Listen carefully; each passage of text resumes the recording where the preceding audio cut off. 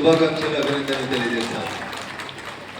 మార్చి 8 రోజులు జరుపుకోలేకపోయినటువంటి వాళ్ళందరికీ మార్చి మాసం మొత్తం కూడా అంతర్జాతీయ మహిళా దినోత్సవం సందర్భంగా కార్యక్రమాలు నిర్వహించుకునేటువంటి అవకాశాన్ని ప్రభుత్వాలు కల్పించినాయి. ఆ దిశగా మా వీరశైవ లింగాయత సమాజం పెద్దలు కొంచెం ఆలస్యంగానైనా ఈ కార్యక్రమాన్ని సంగారెడ్డిలో ఏర్పాటు చేసినందుకు మాతృమూర్తులందరికీ కూడా మరొకసారి శుభాకాంక్షలు అభినందనలు తెలియజేస్తా ఉన్నాను. ఎక్కడైతే స్త్రీలు పూజించబడతారో ఆ సమాజం గొప్పగా ఎదుగుతుంది అని చెప్తారు.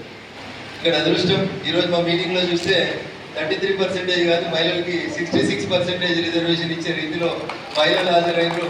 పురుషుల సంఖ్య చాలా తక్కువ కనబడతా ఉంది. అందుకని అనుకుంటా బహుశా నరేంద్ర మోడీ గారు మొదటి అడుగుగా వచ్చే అసెంబ్లీ పార్లమెంట్ ఎన్నికలకి మహిళా సోదరి వాళ్ళకి 33% రిజర్వేషన్ కల్పించడం జరిగింది. భవిష్యత్తులో మేము ఆ 33%కి వచ్చి మీరంతా 66% ఎదిగినా పెద్ద ఆశ్చర్యపోవాల్సినటువంటి అవసరం లేదు. ఎందుకంటే మాకంటే కొంచెం సహనం ఎక్కువ, మీకు ఓర్పుతో ఉంటారు, ఏ సమస్యనైనా ధీటుగా నిలబడతారు, గట్టిగా అడ్రస్ చేయగలుగుతారు.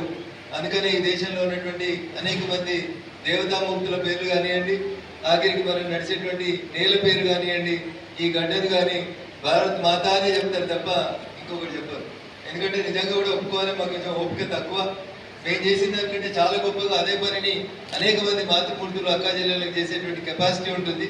కానీ ఇంతకాలం ఓ తండ్రి చాటు కూతురుగానో, ఓ భర్తకి చాటుగా భార్యగానో అట్లా గడిపినటువంటి మీరు ప్రస్తుతం మన ప్రధాని నరేంద్ర మోడీ గారి నాయకత్వంలో రానున్న ఎన్నికల్లో మాతో ధీటుగా అసెంబ్లీలో, పార్లమెంట్లో మీరు ఎదగాలని, మీ వల్ల చట్టసభలకి శోభ రావాలని, మీరు చేసేటువంటి చట్టాలు సమాజంలో మహిళలకి మరింత గౌరవాన్ని పెంచే రీతిలో ఉండాలని చెప్పి ఈ సందర్భంగా నేను మనస్ఫూర్తిగా ఆశిస్తున్నాను.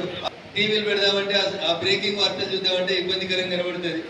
6 నెలల పసికంది దగ్గర నుంచి మొదలుకుంటే 90 ఏళ్ళ ముసలి దాకా ఏం జరుగుతుంది అని చూస్తే ఎక్కడ చూసినా దరిద్రమైనటువంటి వార్తలు తప్ప ఇంకొకటి లేనటువంటి పరిస్థితులు. ఈ పరిస్థితులలో మహిళలను గౌరవించాలి, మహిళల పట్ల సమాజానికి ఉన్నటువంటి బాధ్యతని గుర్తించాలి అంటే ఒక తల్లిగా తన పెంపక లోపల ఏమైనా ఇబ్బందులు ఉంటే దయచేసి చిన్నప్పటి నుంచే మగపిల్లల్ని పెంచుతున్నప్పుడు, ఆడపిల్లల్ని పెంచుతున్నప్పుడు ఆ డిస్క్రిమినేషన్ని తగ్గించి మగవాళ్ళనే కొంచెం తగ్గేలాగా, ఆడపిల్లల్ని కొంచెం బాగా ఉండేలాగా నేర్పించాలి. ఇందాక మొదట డాన్స్ చేసినటువంటి అమ్మాయి డాన్స్తో పాటు కరాటేని కూడా నేర్చుకుందంటే నేను రియల్లీ అప్రిషియేటెడ్. ఇది సమాజానికి అవసరం. తనను తాను రక్షించుకున్నప్పుడే తన సమాజాన్ని రక్షించడానికి అవకాశం ఉంటుంది. కాబట్టి వాళ్ళ నాన్నని సందర్భంగా నేను ప్రత్యేకంగా అభినందిస్తున్నా. కూతుర్ని కూడా కొడుకులాగా కరాటే క్లాసులకు పంపించి చిన్నప్పటి నుంచే సెల్ఫ్ డిఫెన్స్ నేర్పించినందుకు వారి తండ్రికి నేను ప్రత్యేకంగా అభినందనలు తెలియజేస్తా ఉన్నాను. ఉన్నటువంటి అనేకమైనటువంటి రుగ్మతలు రూపుమాపడానికి అవకాశం ఉంటుంది. ఆ రోజు 12th సెంచరీలోనే బసవలింగం అనేక సామాజిక రుగ్మతల్ని పారదోలాలని, కులం మతం పేరు మీద జరుగుతున్నటువంటి విచక్షణ లేకుండా సమాజం ఎదగాలని, ఓ కవిగా, ఓ వక్తగా ఈ సమాజం ఎట్లా ఉద్ధరించబడాలని ఆ రోజు 12th సెంచరీలో వాళ్ళు కలగంటే 21st సెంచరీకి వచ్చిన తర్వాత కూడా ఇంకా వారు కలగనటువంటి సమాజం నిర్మించబడకపోవడం అనేది నిజంగా బాధాకరమైనటువంటి విషయం.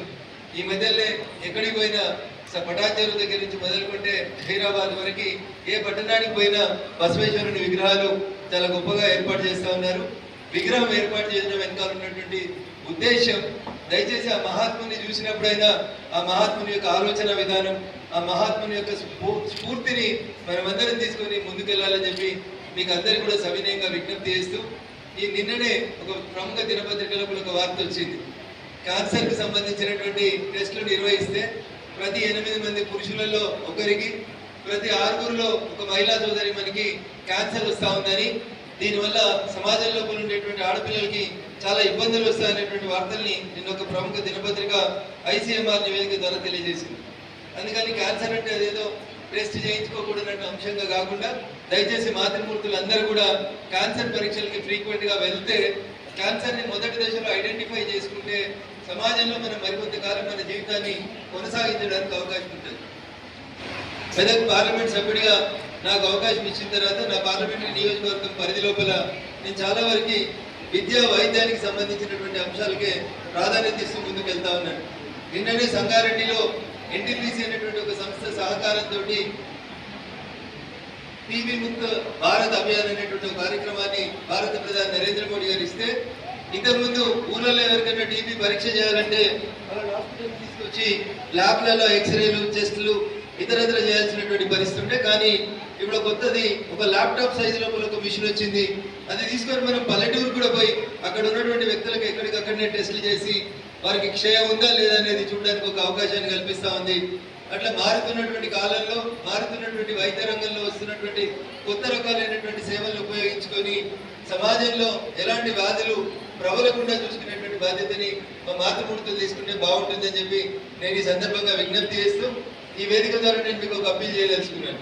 రేపు మీడియాలో అనేటువంటి ఒక సంస్థను నేను నిర్వహణ చేసి సిఎస్ఆర్ కింద ఆడపిల్లల్లో రోజు రోజు పెరుగుతున్నటువంటి క్యాన్సర్కి సంబంధించి ఇటీవలనే భారత ప్రభుత్వం నరేంద్ర మోడీ గారి నాయకత్వంలో హెచ్పివి వ్యాక్సిన్ అనే ఒక వ్యాక్సిన్ ని క్యాన్సర్ ప్రివెన్షన్ కోసం అని చెప్పి ఆడపిల్లల లోపల ప్రయోగాత్మకంగా ప్రారంభించింది.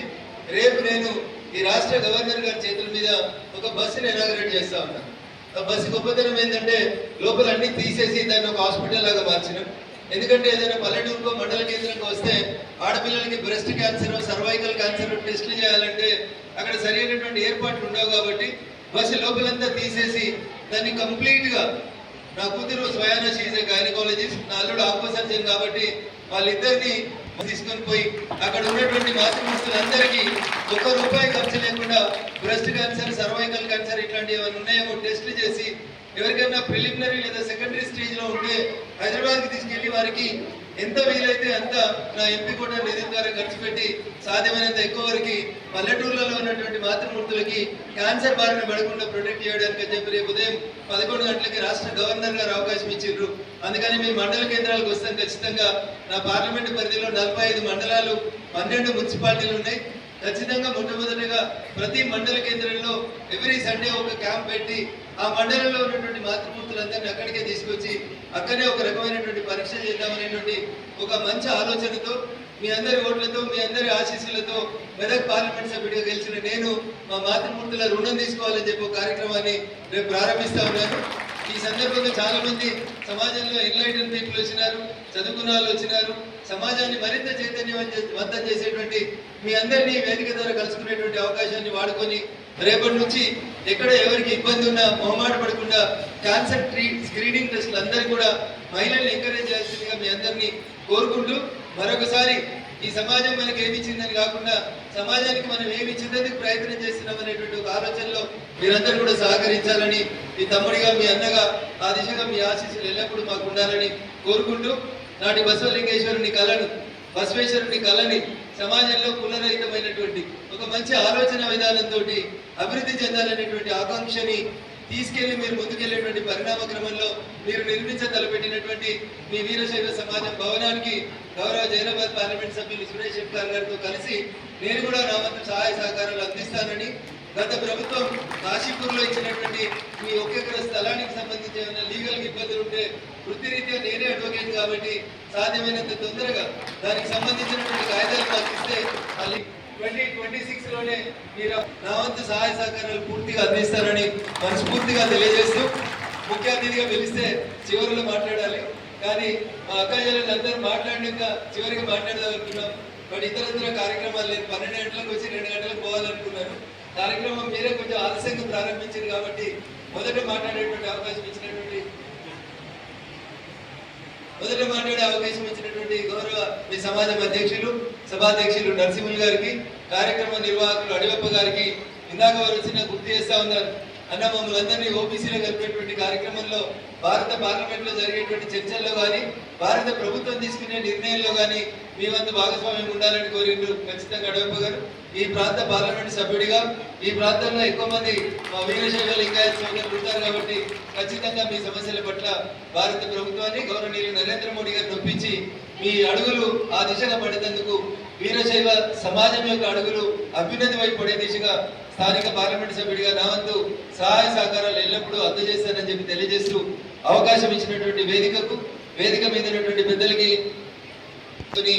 పెద్దలు నరసింహులు గారి నాయకత్వం లోపల వీరశైవ లింగాయత సమాజం సంగారెడ్డి జిల్లా ఆధ్వర్యం లోపల మున్సిపాలిటీల్లో ఇటీవల జరిగిన మున్సిపల్ ఎన్నికల్లో మరియు గ్రామ పంచాయతీ ఎన్నికల్లో విజయం సాధించినటువంటి వీరశైవ లింగాయత కౌన్సిలర్లకి మరియు సర్పంచులందరూ కూడా ప్రత్యేకంగా సన్మానం చేయాలనేటువంటి ఒక కార్యక్రమాన్ని చేపట్టినందుకు అధ్యక్షులు నరసింహులు గారిని ఈ సందర్భంగా మరొకసారి అభినందనలు తెలియజేస్తూ అవకాశం ఇచ్చిన వేదిక ముందున్నటువంటి మాతృమూర్తులందరికీ కృతజ్ఞతాభివందనాలు తెలియజేస్తూ సెలవు తీసుకుంటా